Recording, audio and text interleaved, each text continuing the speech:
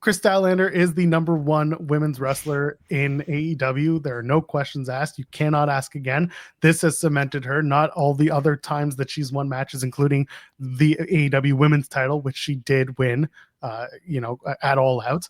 So now this has done it. This has made her the number one women's wrestler in AEW. She is an alien, and she has defeated Mercedes Moné, who came out with a bunch of dudes holding that belt because that's just what you do now.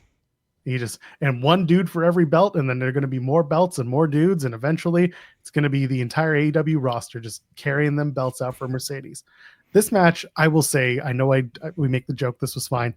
I would say this match was fine. I think their other matches may have been a little bit stronger. I don't think this was a bad match by any stretch. I just thought it was good. It was a long match. And if they wanted to show that the women's division, especially at the top, deserved to go those 20 plus minutes, then this was a match that you can point to and be like, yes, this deep into a pay-per-view, did it need to go 20 plus minutes? Arguably, no, just because it's tiring. But that's, again, in the eye of the beholder. If you're watching the show and you're into all 5.5 hours, you're going to love it. It's good. I took the time off. I came back to it, and I was like, yes, this match was very good. It was very well worked. I like that they did the 13, 14 suplexes. What do you call it? Oh my gosh. Three Amigos, which became the 13 Amigos. 14 Amigos. Yeah. We need so many Amigos. I don't even have 2 Amigos to stick together. So good for Mercedes for having that many more. And yeah, at the end of the day, this was a good match. It wasn't my favorite, but Chris Statlander wins, and she is the woman of AEW, number one. No questions asked. Don't ask again. I think this match would have been much better received if it didn't take place at 11:30. There you go. And people knew that there was also still the main event to come. Like it had to follow 2 bloody violent matches and an elite reunion, which for the AEW audience, that's stuff AEW's kind of been built on. Honestly, the blood stuff is how they've differentiated from WWE, and the elite is the elite. They are the founding fathers of the company. So the crowd for this match didn't really get into it until a little bit later on. I felt a little bit bad for them because I thought they were working a really good match early. It's just the crowd was not really into anything because, again, look what they had to follow. And even the Elite reunion, you can take that. Just look at the match itself, the trios match. It's a lot of top tier spots.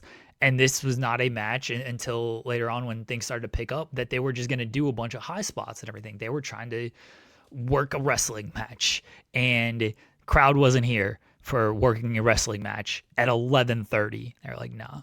And they had a cage match to come as well. So I thought it was a good match, though. I thought they both worked really hard. I liked all the callback spots and everything.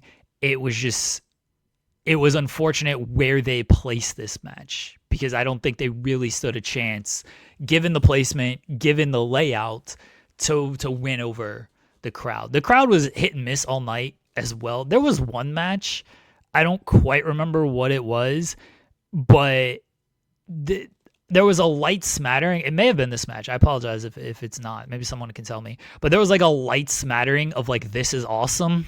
And then there was a lighter smattering of no, it's not. And I was like, this is awful that they can't even get like a good this is awesome chant going. And then they don't even have the energy to have a no, it's not chant isn't great. But they didn't have the energy to combat with no, it's not. Like, man, this sucks. I didn't think the crowd was great all night, but these women were not put in a good position for this match. And that's the problem, is because you want to put the women's world championship high on the card when your men's world championship is going to be the main event. You don't want to make it look like one is less important than the other from an optic standpoint. However, if this opened up the show and they had a very strong 20-minute match, you can make the argument that like this was this was as good as the last match on the show, but then other people are going to be like, oh, it opened up the show, so it's not that important. And it's Mercedes, so you do want to put her on later in the night because people are very much there for her. It's tough. Again, it goes into the shows are long. You got to be ready to be there for the entire show if you're there live, and if you're watching at home, you got to stay up for your favorites if you want to see them or watch it the next day. So I can't get upset about it. It's the way they do it now, and it's just the way it is. But it's a long match to put on a long night, but it was still a good match, and that's the problem. Either it's not going to change, so it's either you change or you're just going to hate it. The timing, I mean. Ken is confirming it was this match that they did the "This is awesome." No, it's not. Light smattering. I don't want to make it sound like it was the whole match, but it was very early and just very. You had to be paying attention to hear a lot of it. Yeah, I just wish they got better placement here than they got. Where would you have put them? Maybe between the Moxley, O'Reilly, and Fletcher and Briscoe to give a break between those two violent matches, and you do something a little bit different with get more of a straightforward wrestling match, and then the crowd maybe they come down a little bit but still get up for the big points in the match, because they just, instead of that, they completely crashed and they tried to get up for the big points in the match, but it wasn't the reaction you would hope for a match like this. That's the thing. I don't see them doing it in between those two matches because it'll be seen as a popcorn match.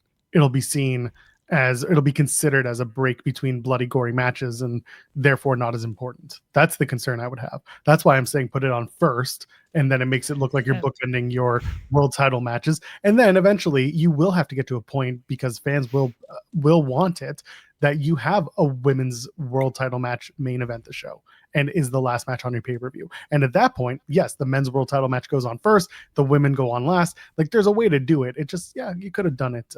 You could have done it in a way that made it look exciting without making it feel like you're going to do the women's world title match as like a come down from one blood match to build to another. I do like if you put it on first. I think that would have been a good spot for it as well. So I would have been fine with first. Yeah. There's plenty more over on Fightful Overbooked. Click that subscribe button, tap that bell, get your notifications. And while you're at it, like the videos, interact with them, say some stuff. We want to hear from you. While you're at it, join us every Monday through Friday, 10 a.m. Eastern, live for In the Weeds. You might like it.